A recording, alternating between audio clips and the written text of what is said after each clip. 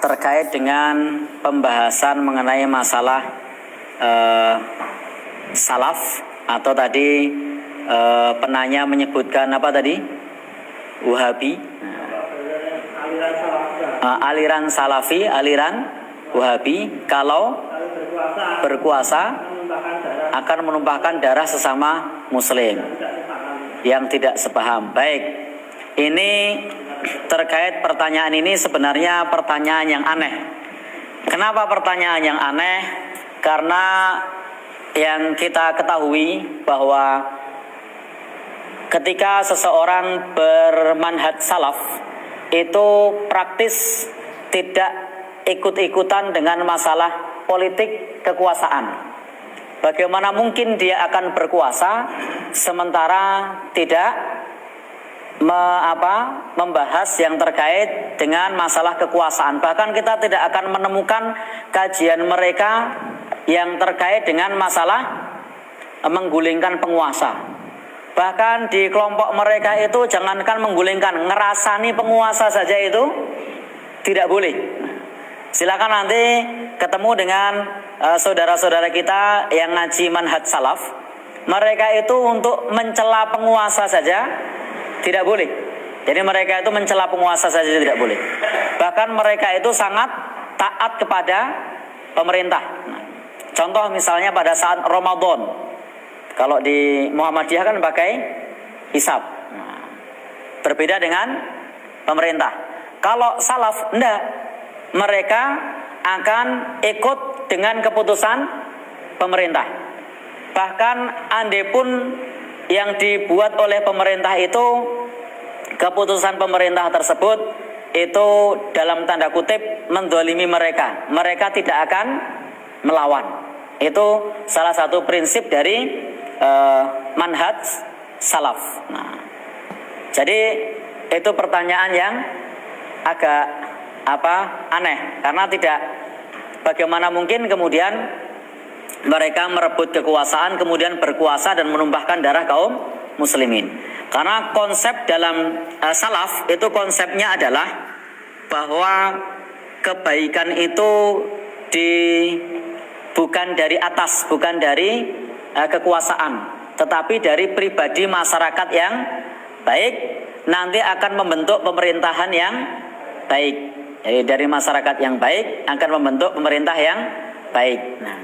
Karena kalau masyarakatnya ini tidak baik, dengan cara apapun kita membentuk atau memilih pemimpin, maka karena bibitnya bukan bibit yang baik, maka hasilnya tidak baik. Saya kasih contoh.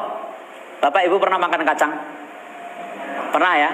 Kalau kacangnya itu semuanya isi 3, mau dimakan dengan cara merem, dapatnya isi 3. Dengan cara terbuka, dapatnya isi 3. Diambil pakai tangan kanan, dapatnya isi 3. Diambil pakai tangan kiri, makanya tetap tangan kanan, dapatnya tetap isi 3. Karena semua bibitnya kacangnya baik. Tapi kalau kemudian kacang ini kopong-kopong, gombong-gombong, mau dilihat dengan merem, diambil dengan merem, kopong, melek, kopong, tangan kanan, kopong, tangan kiri, kopong. Konsep dalam manhaj salaf itu adalah kalau semua rakyat baik, maka pemimpin yang tampil adalah orang yang baik. Kalau semua rakyat amanah, maka pemimpin yang tampil adalah amanah. Tapi kalau rakyat ini adalah rakyat yang sudah terbiasa korup, biasa bikin nota palsu, biasa bikin LPG fiktif, biasa bikin saksi palsu, biasa rapel tanda tangan, nanti kalau berkuasa ya kurang lebih sama. Jadi konsepnya adalah membentuk masyarakat yang mereka semua adalah orang-orang yang baik. Jadi di manhaj salaf itu tidak ada kamusnya revolusi, itu tidak ada. Nanti silahkan baca salah satu buku pedoman yang biasa dipakai, misalnya kitab Ushulus Sunnah yang dipakai oleh Imam Ahmad rahimahullahu, yang ditulis oleh Imam Ahmad rahimahullahu taala. Di situ tidak boleh bagi kita untuk memerangi penguasa yang sah. Kalau kemudian Bapak dan saudara yang berbahagia yang dirahmati oleh Allah Subhanahu wa taala, terkait mengenai masalah Wahabi, saya tidak paham apa yang dimaksud dengan Wahabi. Jadi silahkan nanti teman-teman, bapak-bapak dan saudara yang berbahagia yang dirahmati oleh Allah Subhanahu wa taala, karena Wahabi ini lebih kepada stigma, bahkan hampir-hampir nyaris tidak kita temukan organisasi yang namanya Wahabi. Kalau misalnya ada, itu terdaftar di Kementerian Hukum dan HAM kapan, berdiri tahun berapa, itu tidak ada. Yang tidak pernah ada ormas yang namanya Wahabi. Di negeri kita tidak terdaftar, di negeri lain juga tidak terdaftar. Jadi tidak ngerti apa yang dimaksud dengan Wahabi.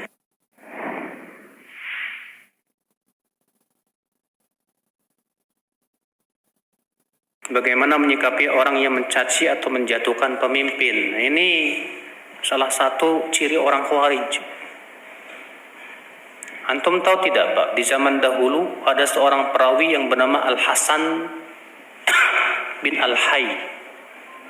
Al-Hasan bin Al-Hayy ini hafalannya luar biasa. Sampai-sampai ia dimasukkan dalam sekelas Imam Sufyan Ats-Tsauri. Tapi masalahnya dia punya keyakinan boleh memberontak kepada pemimpin yang sah. Gara-gara itu seluruh ulama di zamannya mentahdir dia, melarang untuk mengambil ilmu dari dia. Tuh lihat, Pak. Kenapa? Karena mereka melihat pemikirannya bahaya sekali. Bisa bikin fitnah nanti. Ya.